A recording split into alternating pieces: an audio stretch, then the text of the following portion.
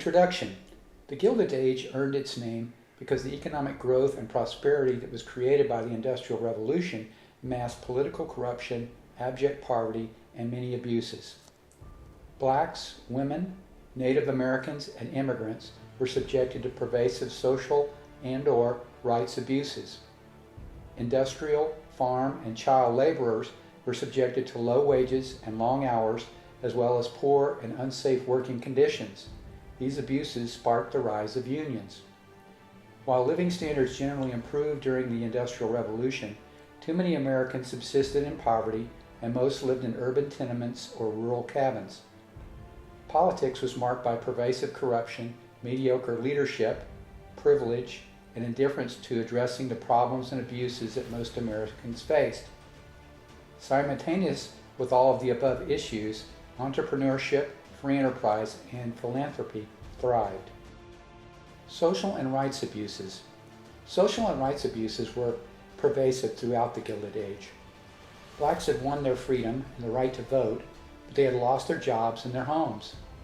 Most blacks were forced to compete for jobs and homes among Southern whites who hated them for the devastation of the Civil War. Most turned to sharecropping to subsist in poverty. Women were treated as second-class citizens without the right to vote. Most Native Americans were brutally stripped of their land and their culture and forced to assimilate or live in poverty on reservations.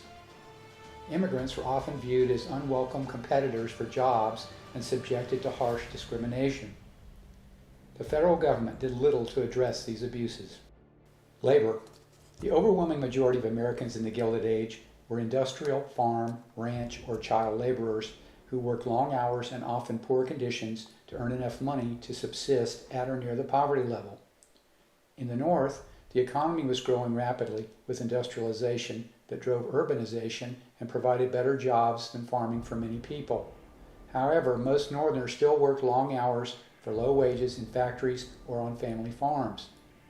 Unions first emerged in the North to address abuses of low wages, long hours, and poor working conditions.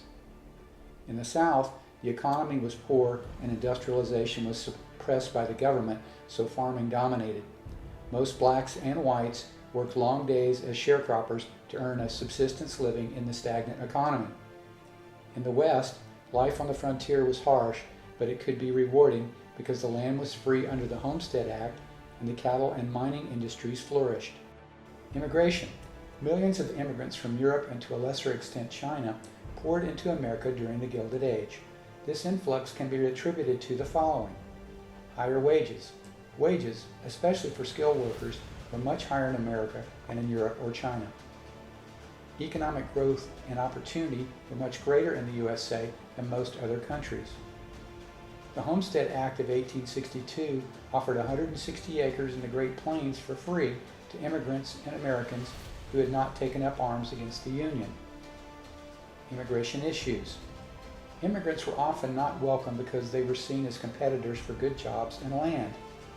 This created ethnic strife and conflicts. The huge influx of immigrants compounded problems with poverty, housing, and too rapid urbanization. Immigration also had the effect of suppressing wages by increasing labor supply. Politics. Politics during the Gilded Age did a poor job of addressing the problems and abuses that arose in the wake of Reconstruction and the rise of the Industrial Revolution. Corruption. Political outcomes were generally sold to the highest bidder. Politicians were much more concerned with privileges and lining their pockets than addressing the problems and abuses. Voting abuses. Blacks, women, and other minorities were denied the right to vote. Political machines delivered political outcomes through fraud and abuse. Inept leadership. Congress dominated a series of mediocre presidents and failed to pass legislation to address the many problems and abuses. Patronage. Government jobs were handed out based on fealty to political machines and parties rather than on the ability to do the jobs effectively. The Pendleton Civil Service Reform Act of 1883 addressed the patronage issue. It was followed by the Interstate Commerce Act of 1887 that addressed railroad abuses, and the Sherman Antitrust Act of 1890 that outlawed monopolies. Free enterprise. All the pros and cons of free enterprise were on full display during the Gilded Age. The pros. Unregulated industrialists and entrepreneurs were free to invest capital to exploit new technologies and opportunities to create an industrial revolution. It simulated innovations and entrepreneurs that produced rapid advances in every major industry and created new ones that benefited many people. Strong economic growth produced better jobs that elevated the living standards of many Americans. The cons. Clever industrialists made spectacular fortunes that they used to manipulate politicians and exploit laborers. Living standards were raised for many, but far too many were left in abject poverty and poor conditions. Philanthropy by wealthy industrialists emerged, but reached far too few people. Urbanization. Rapid industrialization created a need to concentrate many workers close to very large factories in product transportation, distribution, and financial centers to create economies of scale that reduce costs and increase profits. This need sparked the rapid growth of cities and urbanization. Below are a few key realities that flowed from rapid urbanization. Quality housing and sanitation services struggled to keep pace with the speed of urbanization. The vast majority of people in cities were forced to live in poverty in tenements, hovels, and slums. These conditions made many cities become centers of crime, ethnic strife, and disease at a time with few cures. The advent of skyscrapers allowed many people to escape these poor conditions into apartments that became affordable for the growing middle class. For most people, cities offered higher wages than rural life, but they were offset by higher costs of living, poor living conditions, and the risk of often fatal diseases. Communication. Important improvements in communications were made during the Gilded Age.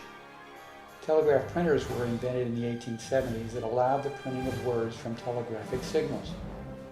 Undersea cables enabled telegraph connections between America and Europe. Wireless telegraphy emerged in the 1890s as the forerunner of modern radio. The original telephone was patented by Alexander Graham Bell in the 1870s. Facsimile devices advanced and enabled the transmission of photographic images by the early 1900s. Typewriters were invented in the 1860s and improved throughout the Gilded Age. Motion pictures emerged as entertainment in the 1890s. These innovations improved commerce, but it took decades to benefit most people. Populism.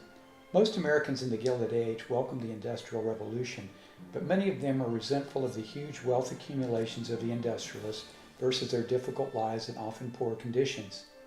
These resentments evolved into a populist movement that attempted to challenge the political and industrialist status quo in the 1890s. It was comprised of farmers in the South and Midwest who felt that farm prices were being unfairly suppressed by the railroads and eastern middlemen. The farmers were joined by unions and industrial laborers who felt the industrialists were exploiting them with low wages, long hours, and poor conditions. The movement sought to achieve collective government action against brokers, merchants, industrialists, and railroads to end their abuses against farmers and laborers. The movement briefly became a political party in the election of 1892, but received only 8.5% of the vote and merged with the Democrat Party thereafter. Labor unions. The rapid expansion of the Industrial Revolution sparked the rise of labor unions that were designed to lobby government and negotiate with industrialists on behalf of labor. Unions typically organized laborers and represented them in negotiations with management in exchange for union dues. Negotiation leverage for the unions was the threat of possible strikes. The key issues were wages. Companies tried to suppress wages to maximize their profits. Unions sought increases. Hours. Workdays were often 12 hours or more in the early Gilded Age. Unions lobbied for 8 hours. Working conditions. Workplace conditions in factories and mines were often hazardous to the lives and health of workers. Unions lobbied for improved conditions. Unions typically focused on skilled laborers who could afford high union dues. Numerous strikes occurred in the Gilded Age, and sometimes they became violent.